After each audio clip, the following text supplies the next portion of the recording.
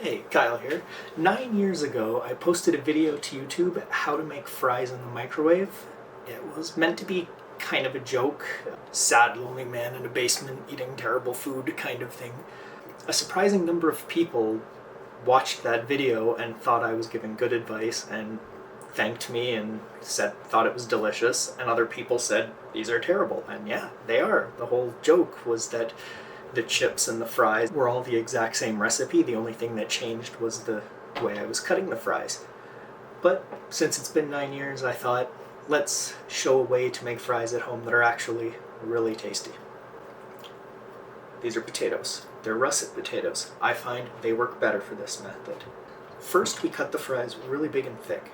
Then we boil the crap out of them. We want them to be at that point where they're almost falling apart. After that point, you roast them long and slow for a long period of time. When you pull them out, they'll be great. So this method, it's not quick, but it is easy. First things first. Actually, no, screw that. Let's start with second things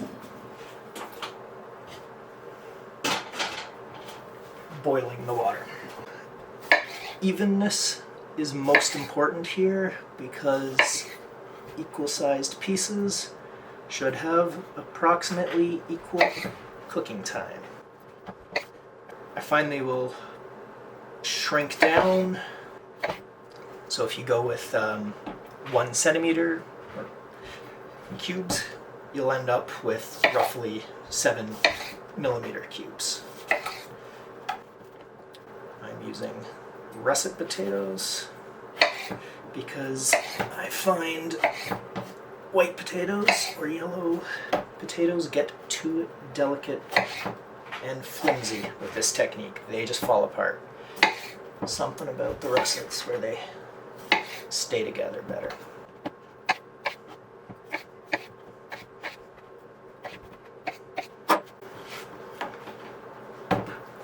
Water's not quite boiling. Doesn't matter.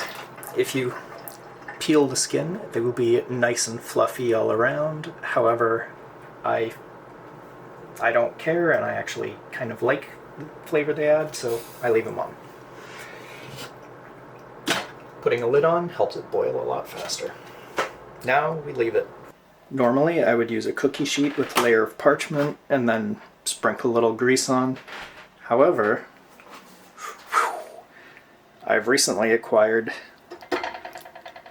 a cast iron Dutch oven, which is new, so I want to use it as much as possible and just bake as much grease into that cast iron surface as I can. So I'm gonna cook them in this time. I should clean this sometime.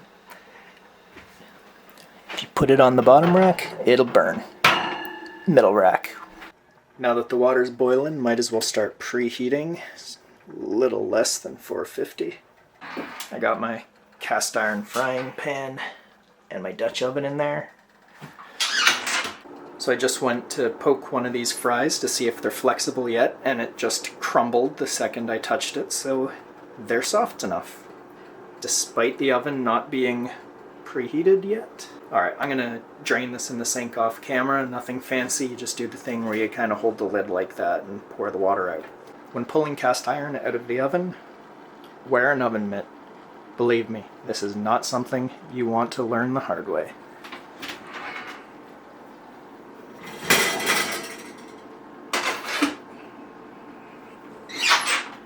Pour the fries in, silicone brush oil on top. Alright, make sure the fries are only 1 layer deep. You don't want them stacked on top of each other.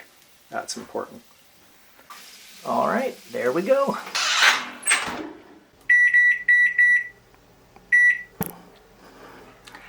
Alright, that's about 45 minutes. Close enough.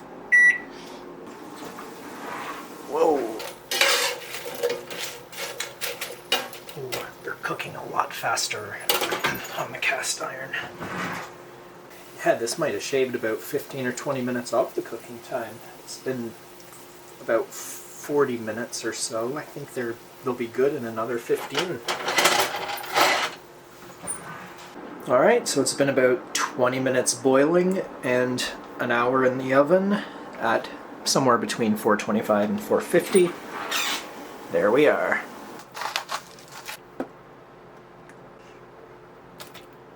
Some people like ketchup, some people like mayonnaise. The correct answer is both. Alright.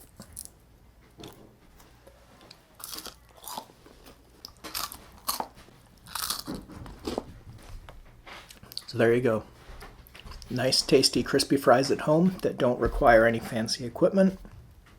You can see they have shrunk down to about normal thick cut fries.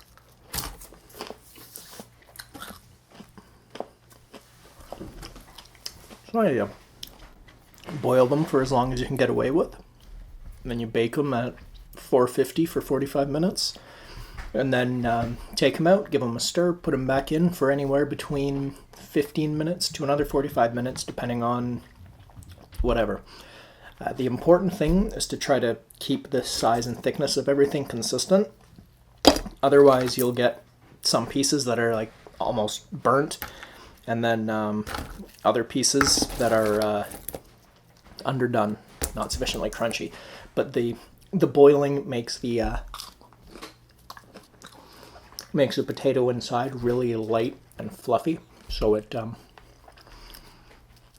really simulates the taste of a deep fry, but without needing a deep fryer at home. I should have only made half as many, but then it feels like such a waste to heat the oven for that long for only 2 potatoes.